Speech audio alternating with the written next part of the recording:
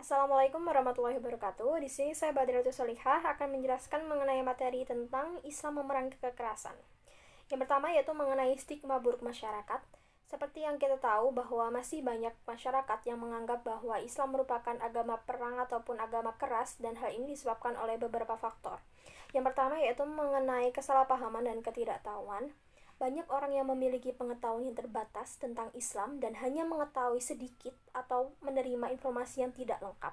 Selain itu juga media seringkali menyoroti tindakan kekerasan yang dilakukan oleh kelompok ekstremis yang mengatasnamakan Islam sehingga menciptakan gambaran negatif tentang agama Islam.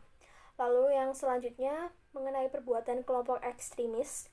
Kelompok-kelompok ekstremis seperti ISIS ataupun Al-Qaeda seringkali mengaku berjuang atas nama Islam untuk melakukan kekerasan yang ekstrim dengan menyalahgunakan atau menafsirkan ayat-ayat Al-Quran dan hadis di luar konteksnya untuk membenarkan tindakan kekerasan yang mereka lakukan.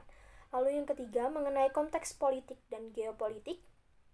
Seperti yang kita tahu, konflik yang berkepanjangan di negara-negara muslim seringkali diberitakan dalam konteks kekerasan dan perang, serta campur tangan militer negara-negara barat di wilayah timur seringkali menimbulkan konflik ataupun perlawanan yang kemudian diberitakan sebagai kekerasan yang dilakukan oleh umat muslim. Lalu yang terakhir mengenai kurangnya dialog antar agama. Kurangnya dialog dan interaksi yang konstruktif antara komunitas muslim dan non-muslim dapat memperburuk kesalahpahaman dan prasangka buruk tentang agama Islam. Lalu yang selanjutnya mengenai prinsip dasar Islam. Yang pertama, Islam berasal dari kata Arab salam yang berarti damai, keselamatan, penyerahan diri kepada Tuhan. Dan hal ini menunjukkan bahwa inti dari Islam adalah kedamaian dan keselamatan. Lalu yang kedua, yaitu Al-Quran menggambarkan bahwa Nabi Muhammad sebagai rahmatan lil alamin atau rahmat bagi semesta alam. Dan hal ini berarti bahwa misi Islam adalah membawa kasih sayang, kedamaian, dan berkah bagi seluruh alam, bukan hanya untuk umat muslim. Lalu yang selanjutnya mengenai ayat Al-Quran dan hadis tentang perdamaian dan anti kekerasan. Yang pertama yaitu dari surat Al-Ma'idah ayat 32. Dapat diambil secuplik arti dari ayat tersebut yang berarti barang siapa membunuh seorang manusia bukan karena orang itu membunuh orang lain atau bukan karena membuat kerusakan di muka bumi, maka seakan-akan dia telah membunuh manusia seluruhnya. Ayat ini menunjukkan betapa besar penghormatan Islam terhadap kehidupan manusia. Lalu yang selanjutnya mengenai hadis dari hadis riwayat Bukhari dan Muslim yang berbunyi, Muslim adalah orang yang Muslim lainnya selamat dari lisan dan tangannya. Hadis ini mengajarkan bahwa seorang Muslim sejati tidak akan menyakiti orang lain baik secara perbuatan maupun ucapan. Lalu yang selanjutnya mengenai hadis riwayat Muslim yang berbunyi, janganlah kamu menzolimi dirimu sendiri dan orang lain.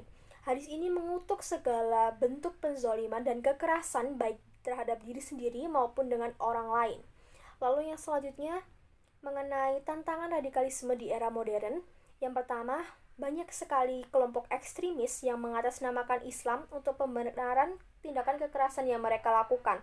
Lalu yang kedua yaitu penyalahgunaan atau salah tafsir mengenai ayat-ayat Al-Quran yang di luar konteksnya atau yang seringkali kita dengar sebagai tafsir radikal.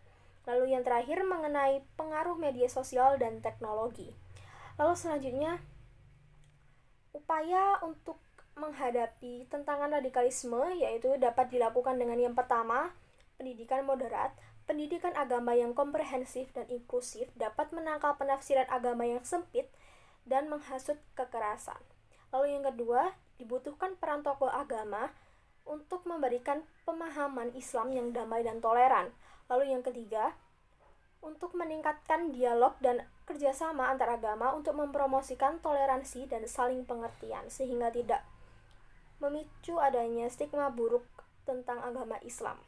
Lalu dapat kita tarik kesimpulan bahwa Islam bukanlah agama perang ataupun agama keras.